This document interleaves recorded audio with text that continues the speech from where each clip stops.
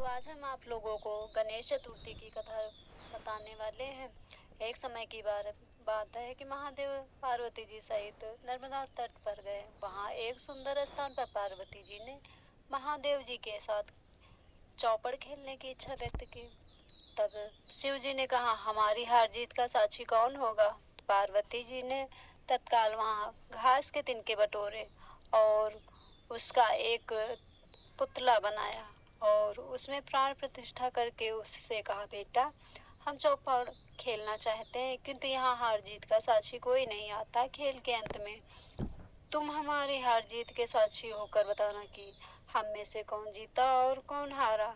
खेल आरंभ हुआ। दाई योगी से तीनों बार पार्वती जी जीते। जब अंत में बालक से हार जीत का निर्णय कराया गया तो उसने महादेव जी को विजय बताया।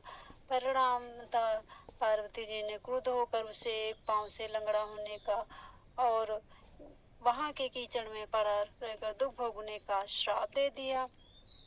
अब बालक यह श्राप पाकर काफी दुख हुआ और वह माता से कहने लगा कि मुझे माफ कर दो। अब वह विनम्रता पूर्वक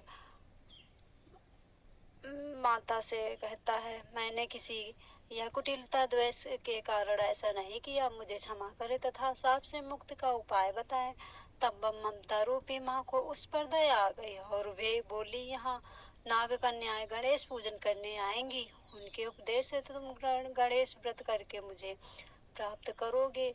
इतना कहकर वे कैलाश पर्वत पर चली गई। एक वर्ष बाद वहां श्रावण मास में नाग कन्या गणेश पूजन के लिए आई। नाग कन्या ने गणेश व्रत करके उस बालक को भी व्रत की विधि बताई।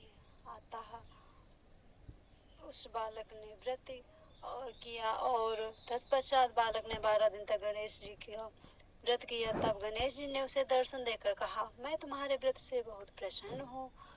बालक, बोलो, क्या तुम्हारी इच्छा है? वह मनोकामना बताओ, मैं तुम्हें वरदान दूंगा।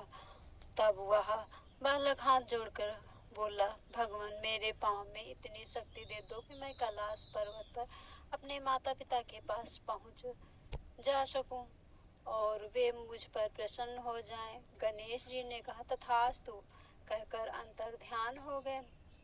बालक भगवान शिव के चरणों में पहुंच गया। शिव जी ने उससे वहां तक पहुंचने के साधन के बारे में पूछा। तब बालक ने सारी कथा शिव जी को सुना दी। उधर उसी दिन से अप्रसन्न होकर पार्वती जी से विमुख हो गई। तत्परांत पार्वती जी शिव जी को छोड़कर वहां से चली गई और इसके पश्चात शंकर जी ने बालक की तरह 21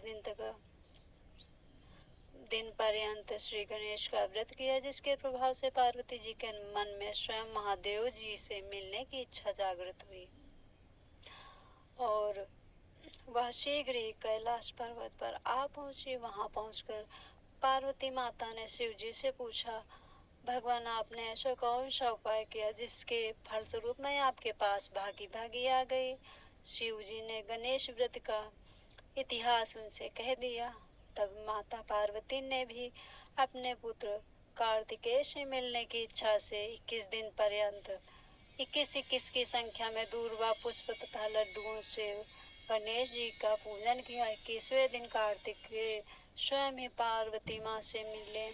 उन्होंने भी माँ के मुख से इस व्रत का महात्म्य सुना। इस व्रत को कार्तिकेय ने यही व्रत विश्वामित्र जी को बताया और कार्तिक ने विश्वामित्र जी को बताया। विश्वामित्र ने व्रत करके गणेश जी से जन्म से मुक्त होकर ब्रह्मा ऋषि होने का वर मांगा।